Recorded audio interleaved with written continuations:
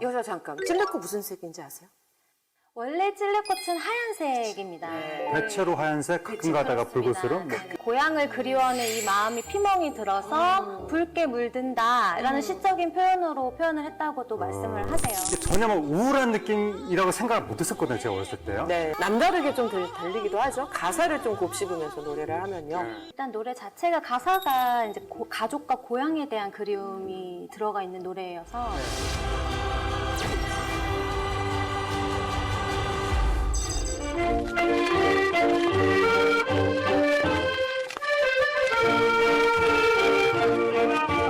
찔레꽃 붉게 피는 남쪽 나라 내 고향 온도구에 속아서 시대가 사랑한 음악에는 그 시절에 살았던 사람들의 희로애락이 그대로 담겨 있죠. 대중가요가 시작된 지 100년. 우리는 어떤 노래를 사랑했을까요? 안녕하세요. 노래하는 대중음악 사학자 장유정입니다. 안녕하세요, 하재근입니다. 오늘 시절 연가에 찾아온 게스트. 지금까지 오셨던 분 중에서요. 아마 이분이 가장 멀리서 오셨을 것 같아요. 네. 무려 제주도에서 날아왔습니다. 제주도에서? 네, 네. 제주 대표 트로트 가수 아얀 씨입니다. 어서 오세요. 가수 아연입니다.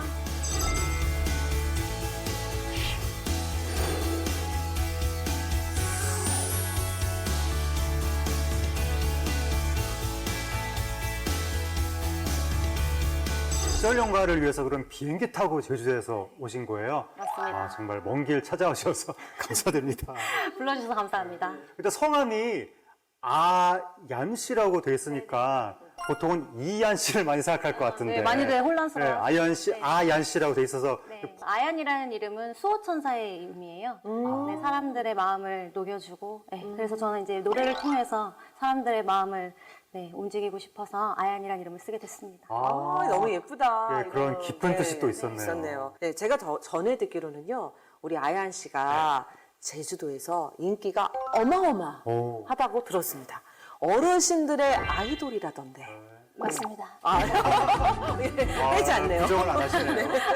근데 그런데도 이렇게 멀리까지 또 한달음에 또 와주신 이유가 있죠. 네, 오늘 시절연가에서 이야기할 곡이 저에게는 뗄래야 뗄 수 없는 정말 의미가 큰 곡이기 때문입니다. 그렇다면 하여튼 오늘 이 주제곡 소개를 좀 해주시죠. 이 노래는 2006년 MBC와 갤럽이 조사한 한국인이 가장 사랑하는 가요 100선 중 53위에 선정되었던 곡이고요. 그리고 2020년 KBS에서 실시한 설문조사에서는 국민들이 가장 많이 부른 애창곡 100선 중 1위. 네, 1942년 발표된 노래지만 80년이 되도록 잊혀지지 않고 오랜 시간 대중들의 사랑을 받고 있는 곡입니다. 예. 함께 들어보시죠. 예.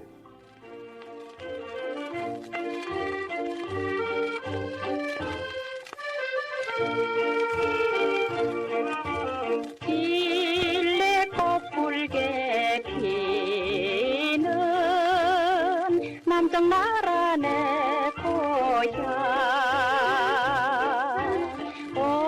온도구에 속아서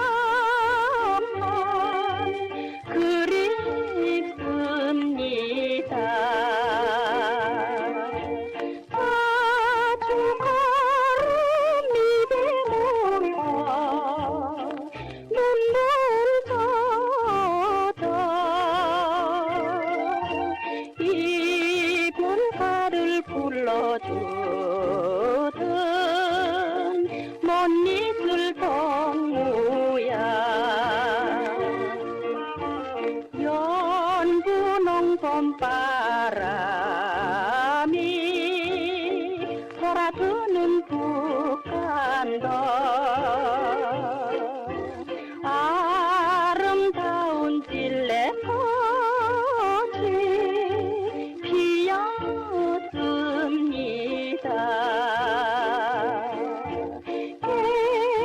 깨꼬리는 풍천에서 술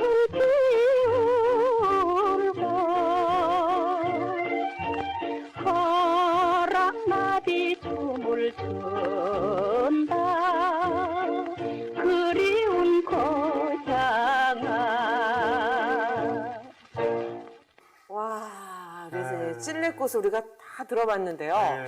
사실 젊은 분들에게는 익숙하지 않을 수 있는 노래이기도 네. 하거든요. 근데 그럼에도 한국인이 사랑하는 노래에 이렇게 오랫동안 남아있는 이유는 있을 것 같은데요. 알고 계셨나요? 혹시? 당연히 이 노래를 알 수밖에 없죠. 과거에 뭐 친구들이랑 노래할 때만 찔레꽃 붉게 또 노래하시나요? 신나는 느낌으로 막 불렀었고 이게 전혀 막 우울한 느낌이라고 생각을 못 했었거든요. 제가 어렸을 때요. 네. 나중에 가사가 막판에 막 북한도 나오고 이러니까 이렇게 마냥 신나는 노래가 아니었구나. 나중에 알게 됐죠. 네, 뭔가 좀 남다르게 좀 들리기도 하죠. 가사를 좀 곱씹으면서 노래를 하면요. 근데 아얀 씨는 이 노래를 언제 처음 아시게 된 건가요? 저도 사실은 2022년도에 처음 들었어요. 2022년이요? 네, 얼마 안 네, 됐네요. 얼마 안 됐습니다. 오. 그러니까 2022년 백나나 가요제가 열렸고요. 예, 그때가 12회 때 제가 출전을 했습니다. 백나라 가요제가 네, 맞습니다. 제가 그때 이제 백나나 선생님을 알게 된 거예요. 네. 그래서 그 찔레꽃을 부르신 이제 백나나 선생님을 기르는 공연단도 하게 됐고요. 그걸로 인해서 이제 행사나 공연을 꾸준히 하고 있는 중입니다. 어땠어요? 그 2022년에 처음 그 찔레꽃이라는 노래 접했을 때 그 젊은 친구들한테는 굉장히 생소한 노래인데 맞아요. 아얀 씨는 어떻게 들렸나요? 일단 노래 자체가 가사가 이제 가족과 고향에 대한 그리움이 들어가 있는 노래여서 네. 선생님의 그 음색 자체가 이 노래 가사와 너무 절묘한 거죠. 네. 네, 그 정말 잔잔하게 떨리는 그 음색들이요. 네.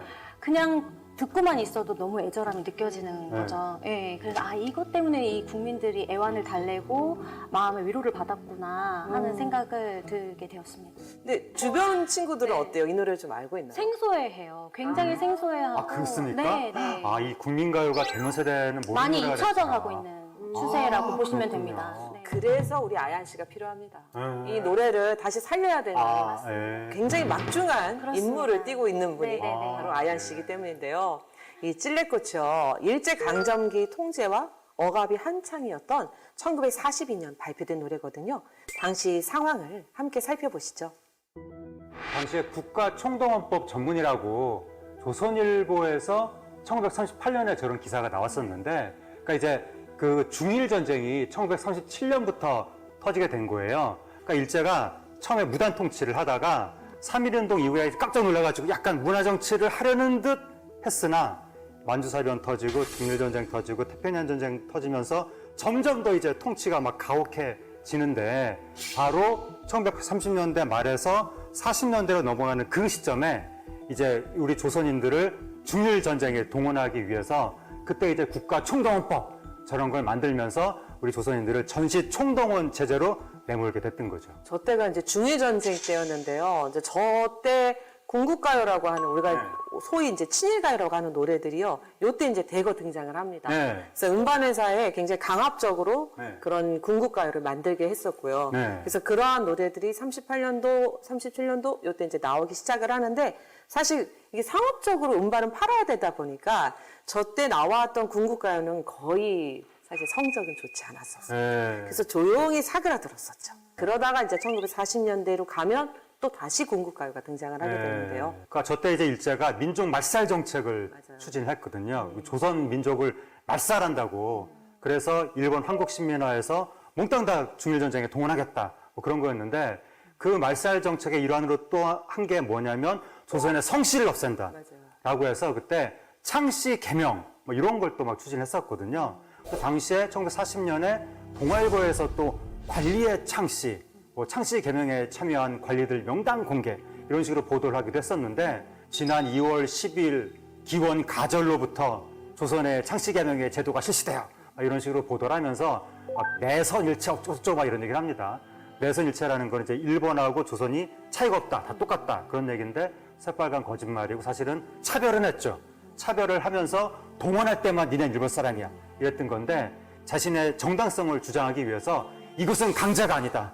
자발적으로 조선인들이 그렇게 하는 것이다. 라는 식으로 이제 저렇게 막 보도를 통해서 선전을 했고 그러면서 창씨개명 분위기를 더 북돋우기 위해서 지금 이 기사에서 나온 것처럼 고등관들 중에서 창씨개명한 사람들 명단 공개 참 잘했어요. 딴 사람들도 다 따라해라. 이런 이제 분위기를 고취시키게 됐던 거죠. 말로는 뭐 강제가 아니다라고 하지만 일단 창씨 개명을 안 한다거나 하면은 굉장히 불이익이 있을 수밖에 없는 그런 상황이었었기 때문에 그냥 어려웠던 시절이죠. 당시에 그 총독부 법무부 조사에 따르면 158만 호 정도에서 뭐 창씨 개명을 했다. 그 전 호수의 거의 한 37%에 달한다. 그런 얘기가 나왔었는데 일제 당국에서는 강제가 아니라고 했지만 강제가 아닐 수가 없는 게 어느 조선 사람이 성씨를 버립니까? 그 조선 사람, 그러니까 지금도 상상할 수 없는 일이지만 유교 윤리가 남아있던 조선시대에는 더 상상할 수 없는 일이거든요. 그러니까 이거는 강제가 아니면 말이 안 되는 거고 그렇게 성을 바꾸라고 하면서 동시에 또 일제가 추진했던 정책이 뭐냐면 한국어를 없애야 된다. 조선어를 없애야 된다. 맞아요. 이걸 또 추진을 한 거예요.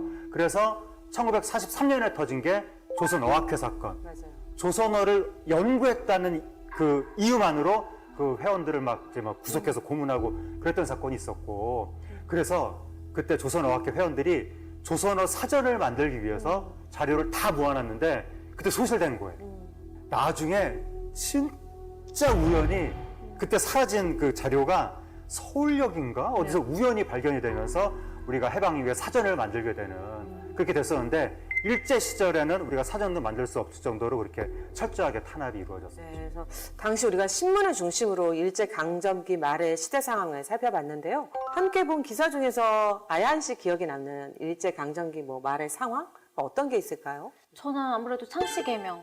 예, 이게 가장 눈에 띄어요. 신문에 창씨 개명을 한 조선인이 몇 명 도달했다. 막 이런 식의 기사를 통계를 내서 막 낼 정도로 예. 이거는 정말 절대로 강제적으로 실시하는 것은 아니나 그렇다고 뭐 또 무감심하게 방임하는 것은 아니어서 뭐 이렇게 표현을 한다는 것 자체가 너무 우습기도 하면서 무섭기도 하고 예, 그렇습니다. 그렇게 막 일제가 음으로 양으로 막 정책을 추진한 결과 1941년에는 조선 인구의 81% 이상이 창씨 개명을 한 거예요. 이제 말도 안 되는 일이 벌어진 거고 그리고 또 1942년에 어떤 짓을 했냐면 관공서에서 일본어 사용 필수 이렇게 했거든요. 그러니까 조선 말조차 못 쓰게 그렇게 하면서 아까 말씀드렸던 것처럼 조선어학회 회원들은 막 이제 막 붙잡아다 재판을 회부하고 이런 짓을 벌였습니다.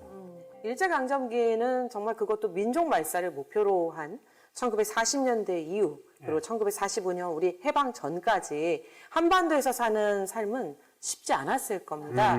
그래서 수많은 사람들이 고국을 떠나서 만주 또 간도로 향했는데요. 예, 그때 그 시절에 우리 민족의 서름을 다룬 노래들이 많죠. 그래서 네. 그리고 시절연구에서 저번에 얘기 네. 나눴던 황성예터 그것도 바로 이제 북한도로 떠나면서 고향을 잃었던 그러한 이제 사람들의 그 어떤 애환을 노래한 그런 노래였었는데 아얀 씨 황성예터 아시나요? 네, 들어본 적 있습니다. 아, 들어본 네. 적은, 네. 들어본 적. 우리 교수님께서 잘 부르신다고 들었는데 아, 그 노래 들어보신 네. 거군요. 너무 기대돼요. 황성예터에 그런 소절이 나오죠. 네. 나는 가리라 끝이 없이 이 발길 닿는 곳 산을 넘고 물을 건너 정처가 없이도 한없는 이심사를 가슴 속 깊이 품고 이 몸은 흘러서 가노니 옛터야 자리 거라. 굉장히 산을 넘고 물을 건너 이렇게 계속 뭔가 떠나야 되는 정서. 그런 정서가 나와서 그게 당시에 일제가 쌀 같은 걸 계속 공출해 가니까 너무 막 살기가 어려워서 북한도로 간 분들도 있지만 거의 강제 내지는 반강제 또는 속아서 간 경우도 그렇죠. 굉장히 많은 거예요. 왜냐하면 일제가 이제 1931년에 만주국을 수립한 이후에 만주를 개발하기 위해서 조선인들을 계속 만주로 보낸 거예요. 그래서 막 1년에 1만 호씩 조선인들을 보내겠다 이런 목표를 정해가지고 1930년에는 60만 명이었던 망주의 조선인이 나중에 40년에는 145만 명 정도에 달했다고 하는데 그럴 정도로 일자에 의해서 많은 분들이 만주를 가게 됐던 거죠. 그러니까 황성 예터가 어떻게 보면 스스로 조국을 떠나는 사람들의 심정을 담았다면 찔레꽃에는 자의로 타의로 고향을 떠나서 살던 사람들의 심정이 담겨 있잖아요.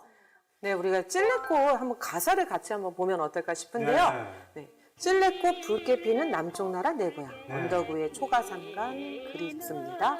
자주 보름 입에 물고 눈물 젖어 이별가를 불러주던 못 잊을 동무요.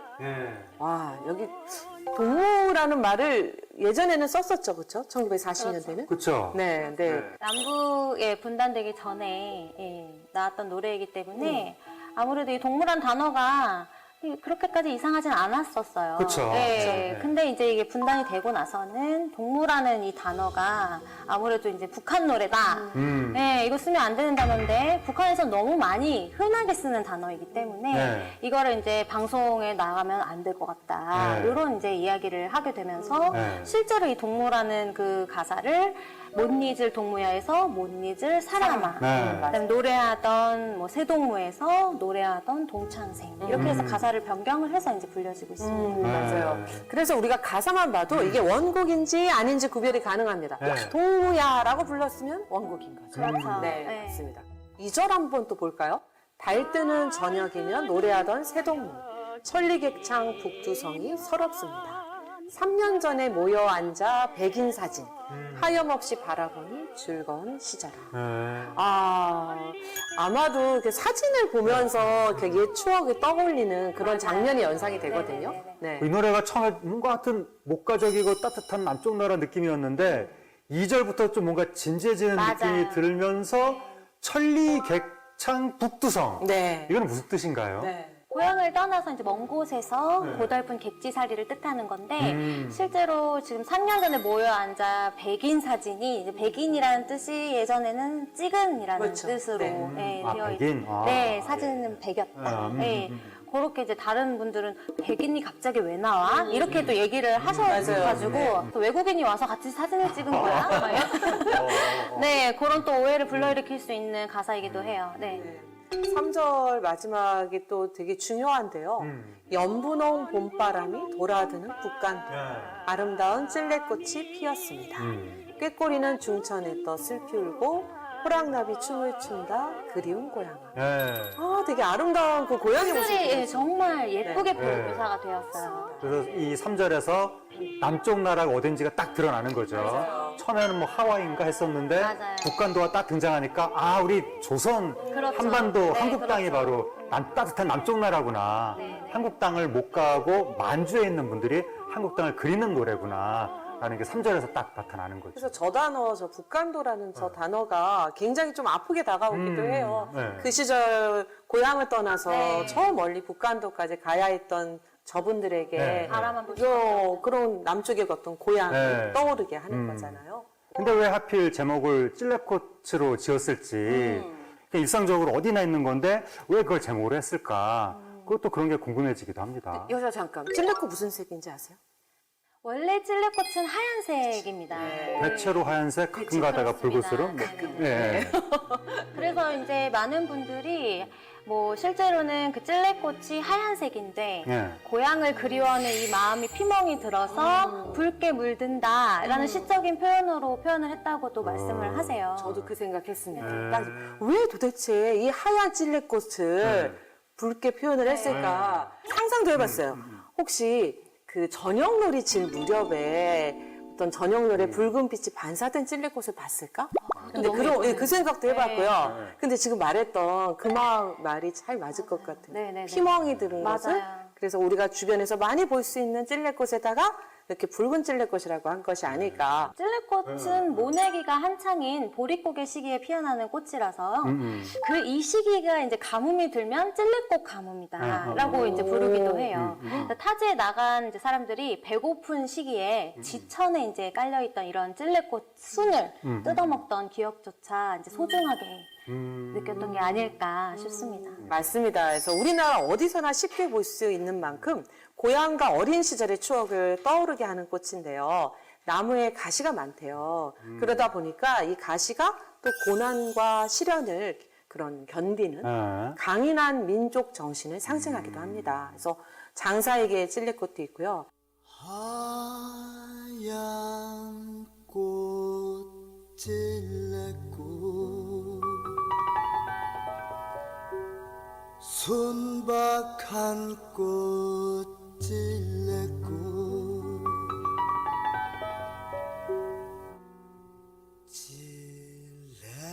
찔레꽃 향기는 너무 슬퍼요.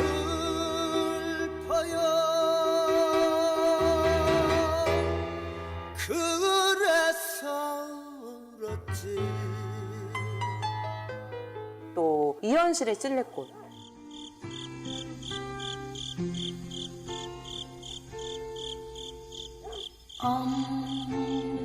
엄마일 가는 길에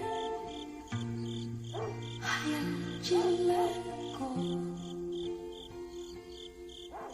찔레꽃 하얀 밑봄 맛도 좋지 엄마 엄마 부르며 따먹었다오. 근데 두 분은 찔레꽃에 슬픈 전설이 있다는 걸 아시나요? 어떤 전설이?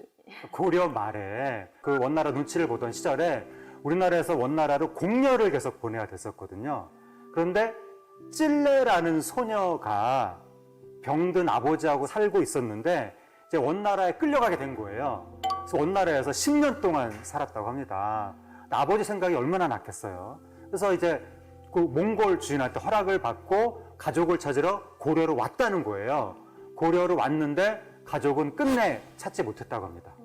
그래서 찔레가 몇 날 며칠 막 헤매다가 고향 근처에서 지쳐서 죽고 말았다는 거예요. 찔레가 가족을 찾아서 헤매던 그 골짜기 막 산 개울마다 하얀색 꽃이 피면서 그 꽃이 바로 찔레꽃이다 이렇게 된 거고, 그래서 찔레꽃의 꽃말이 뭐 가족에 대한 그리움, 고독 이렇게 됐다고 합니다. 고려 시대부터 이 이야기를 알고 있는 사람들에겐 찔레꽃이 정말 고향에 대한 그리움을 노래하기에 더할 나위 없이 아주 딱 맞는 맞네요. 제목이라는 생각이 네. 드네요.